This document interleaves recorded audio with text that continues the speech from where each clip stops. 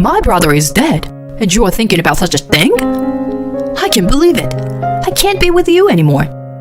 My husband Jaden loudly shouted me during the funeral, but I knew that he was just faking his true intention. His body smells of perfume, just like his dead brother's wife. I want a divorce. Divorce me immediately. Okay, let's get a divorce then. My husband was stunned for a minute when I accepted the divorce easily, but gradually he began to grin. He probably thinks he can be happy with his dead brother's wife now that he is divorced from me. That's not that easy. I whispered to myself so that no one could hear me. My name is Stella. I live with my husband Jaden and my mother-in-law. My parents already passed away and I have no siblings. My mother-in-law warmly welcomed me as if I were her daughter. I was so happy to have a family because I had been alone and depressed with no one to rely on. I love my mother-in-law and appreciate her very much. My husband had a younger brother, Bobby. Bobby is married to a young woman, and they live near my parents-in-law's house. When I joined the family, Bobby welcomed me with open arms and had the same kindness that my mother-in-law had. We live close to each other, so my brother-in-law's family and our family sometimes travel together. I was very happy with my new family, but those happy days were coming to an end. One day, my brother-in-law Bobby was rushed to the emergency room. I left work and was rushed to the hospital. In the hospital room, my mother-in-law was crying. I sat by her side and asked about his condition. He seemed to have passed the critical stage, but the doctor told us that it was still too early to tell. I held my mother-in-law's shoulder and encouraged her that everything would be okay. Still no sign of my husband or my brother-in-law's wife. I wanted them to come as soon as possible because my mother-in-law must have needed them too. My husband was on an urgent business trip, but it seems he's on his way to the hospital now. But my mother-in-law is at the loss. The fact that she can't even get in touch with Bobby's wife, Karen. I'm wondering if there is any way to contact her. But there was nothing we could do if we couldn't get in touch with her. We just kept waiting and waiting. I wonder how much time passed. Suddenly, we heard footsteps approaching to the hospital room. It was my husband and Bobby's wife, Karen. He explained the situation and brought her to the hospital too. And brought her to the hospital with him. I was glad that they were able to meet up with each other. I was so relieved. But then, I felt a strange sensation. My husband, he smells different. Oh, is he wearing perfume? But I knew it somewhere. I looked over and saw Karen holding my brother-in-law's hand. A few days later, my brother-in-law passed away. The wake and the funeral had gone without a hitch, and things had settled down to a certain extent. I noticed that my husband was taking care of Karen in a very friendly way. It is true that she must be in more pain than I am because her husband just passed away, and she probably needs a lot of emotional care. However, she seemed to be very close to my husband and even seems to be having a good time. I found myself doubting their relationship when her beloved husband was gone, and I felt intense self-loathing. I guess I have just a bad way of looking at things, and that's how my husband takes care of the situation. Besides, it would be better for Karen to be happy than to be depressed. I thought about it and stopped thinking about it after that. But maybe I should have thought about it more carefully. After a while, my husband made a shocking revelation to me. There's something I want you to hear. I was folding laundry at the time when my husband said that. I stopped and faced him because he was talking to me with such a serious look in his eyes. I've been missing something ever since my brother passed away. It's a wound that won't go away. Even when I'm with you, it wouldn't heal. I was shocked, to be honest. I thought I was taking care of my husband in my own way. I was trying to do for him what my mother-in-law did for me. But that didn't seem to be enough. It hadn't been that long since my brother-in-law passed away.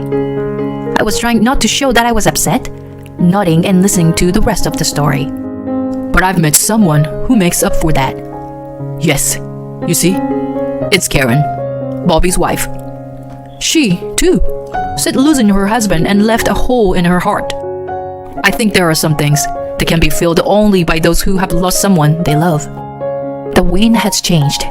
I have a bad feeling. I try to deny in my heart that it couldn't be true, but to no avail. The love of my life was my brother's wife, Karen. Please, divorce me. My head was spinning. What the hell is he talking about? At that moment, I remembered what had happened at the hospital. My husband was on a business trip and Karen was out of touch. They showed up at the hospital together, smelling the same perfume. Karen is my destiny. I know that now. We just met in the wrong order. That's why he was so obsessed with her. You've been planning to do it for a long time, haven't you? That's what I found myself saying. What do you mean?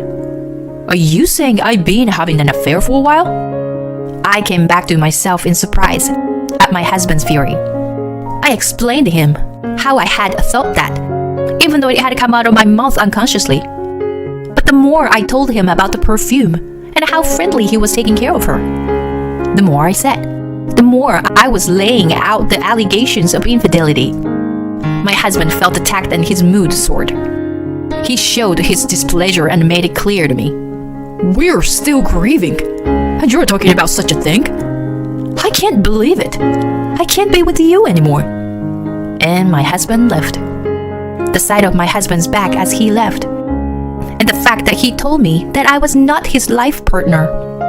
The accident and the shock hit me at the same time, and all I could do was cry. It was so painful that I felt like I had to do something, or else I wouldn't be able to handle it. I picked up my brother-in-law's belongings. Bobby was into taking photos and kept a neat album of his photos. I opened it to see a picture of us on a trip together.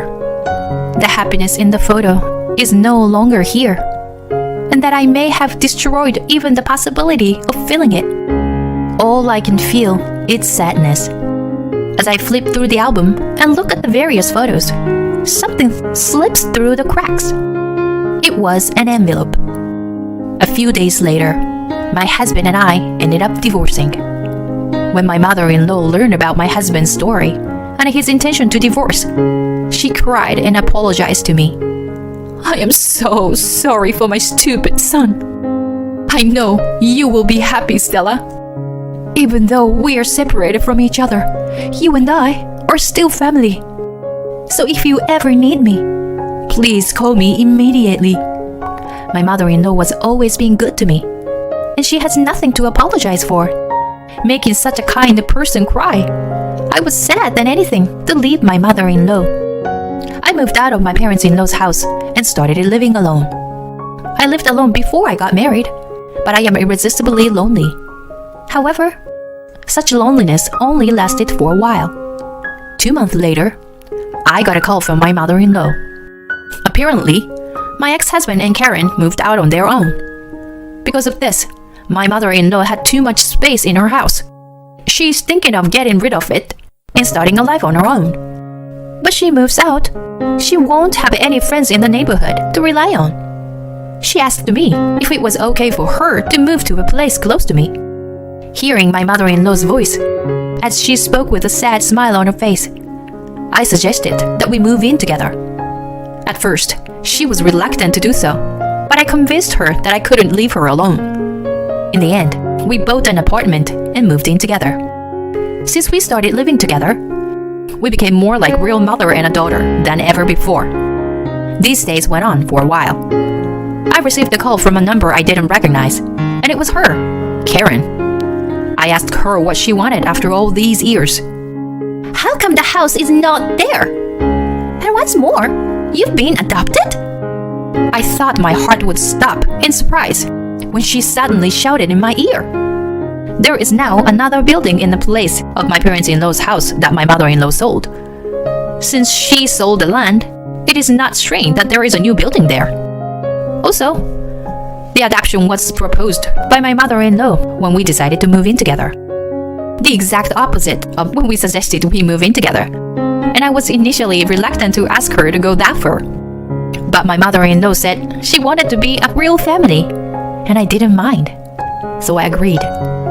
However, the fact that Karen complained about it made me think that she was also after Bobby's inheritance, which was inherited by my mother.